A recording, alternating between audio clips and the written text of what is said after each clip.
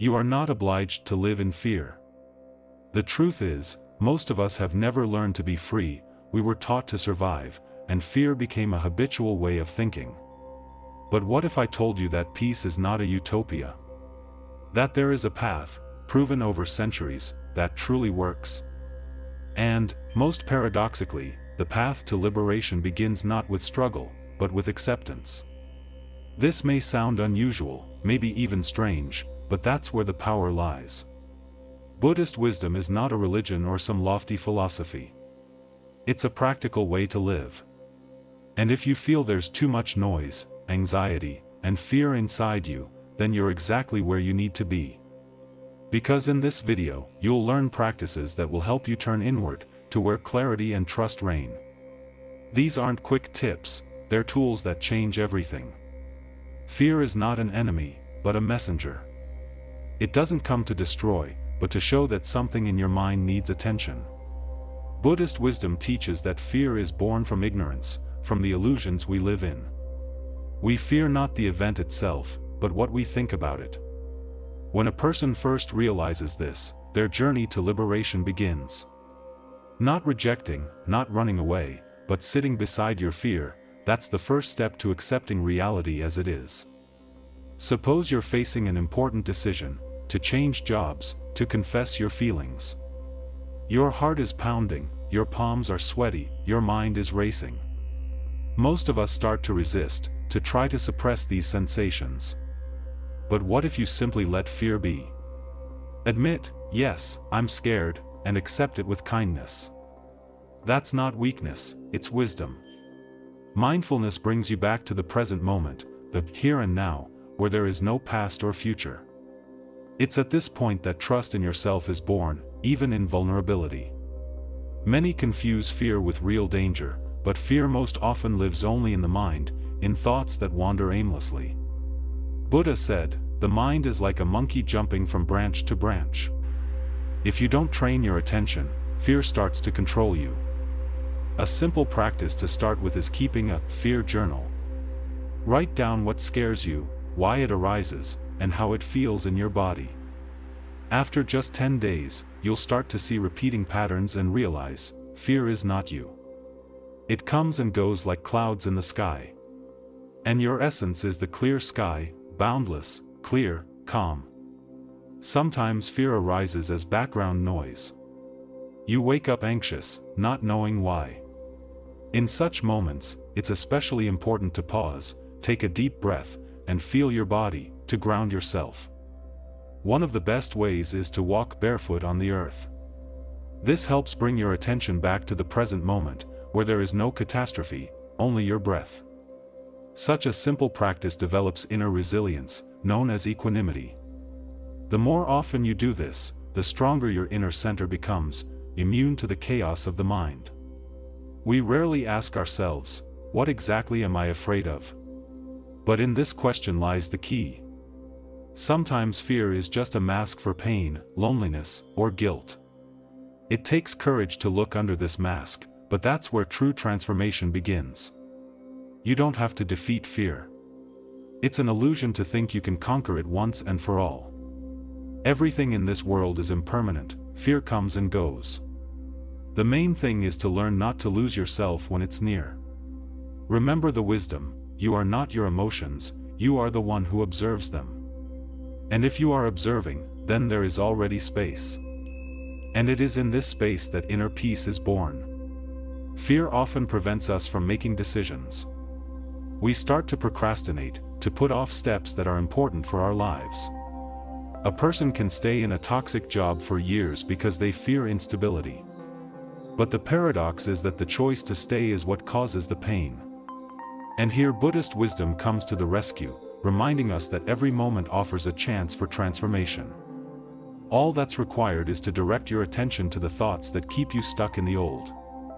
They are not facts, just habitual stories. And as soon as you realize this, the power of choice appears. You are no longer a victim, but the creator of your reality. It's important to understand, fear doesn't disappear if you ignore it. It goes away when you acknowledge it. It's like with small children, if you don't listen to them, they start to scream louder. So does fear, it intensifies when you try to suppress it. But as soon as you say to it, "I see you," it begins to soften. It's as if you're embracing the part of yourself you've long rejected. In such moments, self-compassion awakens, and from this point, deep healing can begin.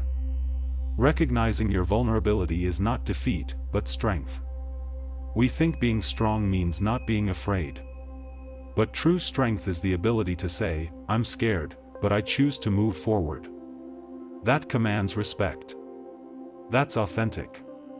When you open up to your fear, you become real, and this, in turn, attracts others and creates genuine connection.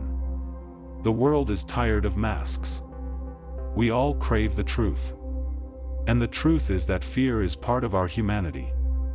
Not an enemy, but an ally. You just need to learn to listen to it.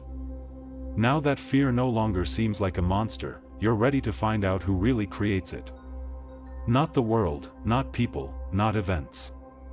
Your own mind. It's like a movie theater, constantly playing films about the past and the future. Your thoughts shape your reality, just as an architect builds a house. If you are full of fear, your world looks frightening. If you are filled with attention and acceptance, even in difficulties you find peace. That's why it's so important to observe your thoughts. This is not mysticism, it's practice.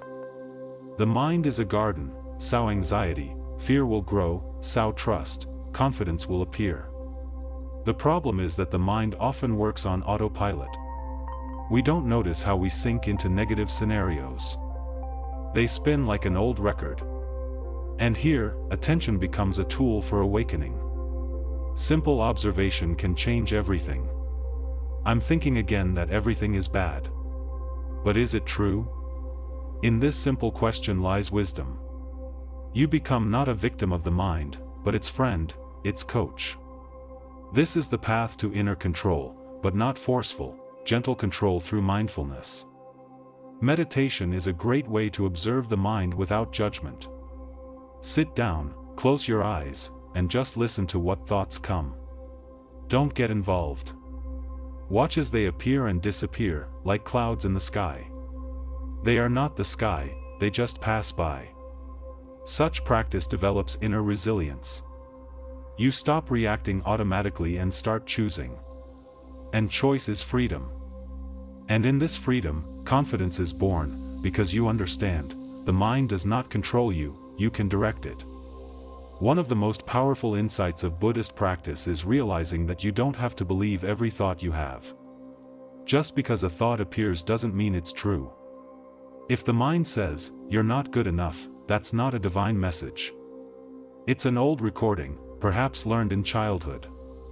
Attention and acceptance help you hear it without drama. And then you have the opportunity to say, "I choose another thought. I choose trust." This is not a struggle or denial, but an act of inner presence. You're not fighting your mind, you're gently guiding it.